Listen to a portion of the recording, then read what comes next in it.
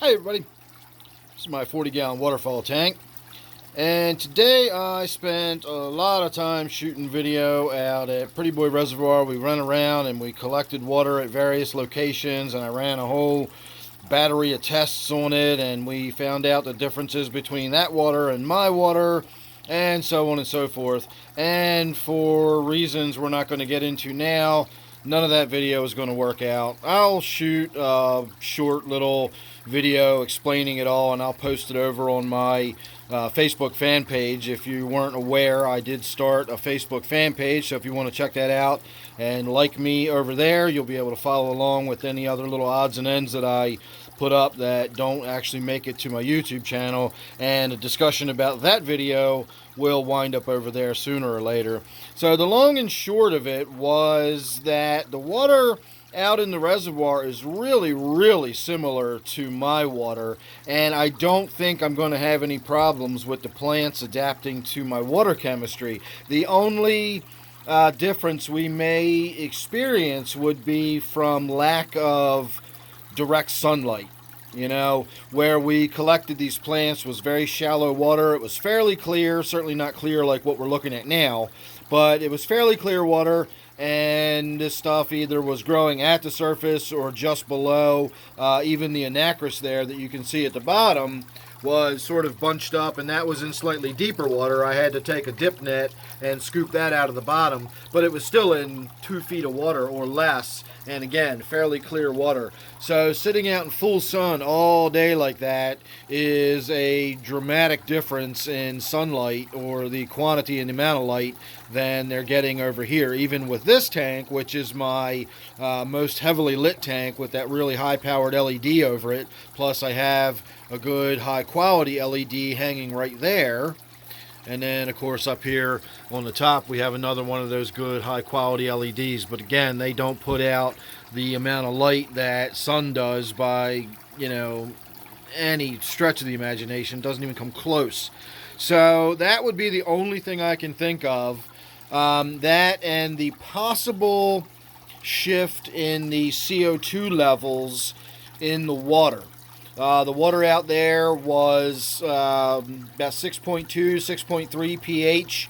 I don't know what it would be like exactly where we got the plants. I didn't go out in the boat again. I went out on foot.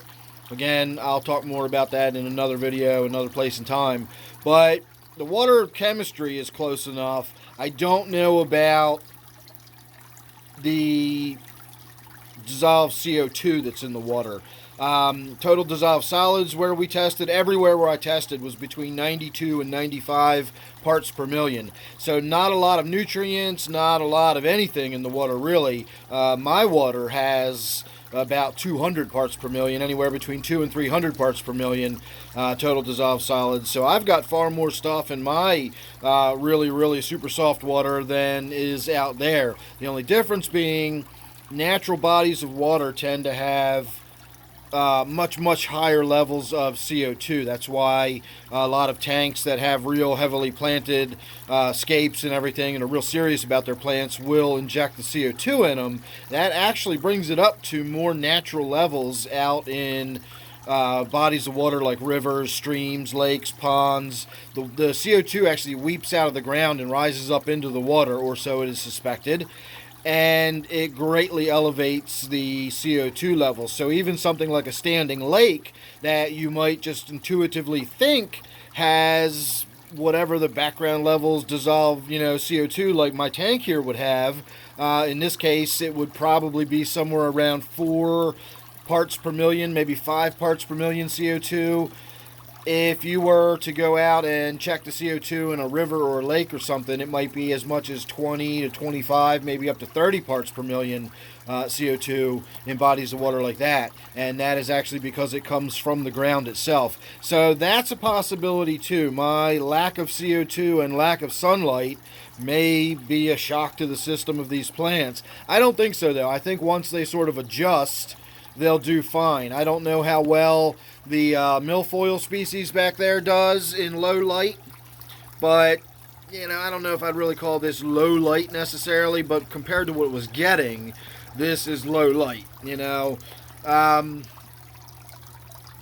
Again, with the anacris, I just don't think that that's going to be a problem. I just, again, there might be some sort of adjustment period, but anacris is sold very commonly in the aquarium hobby as a very easy to care for, low needs plant. So I can't imagine me collecting some from the wild and suddenly it's going to be really, really difficult for me to keep in my tank. If it gets over the shock of different water chemistry, and again, as far as I can tell, the only real difference in the water chemistry might be a lack of CO2 in my water, whereas out in the reservoir you might have higher levels of CO2. If there's an easy way to check for CO2, let me know if you know about it, and I will definitely do that. I'd love to go out and check for CO2 levels.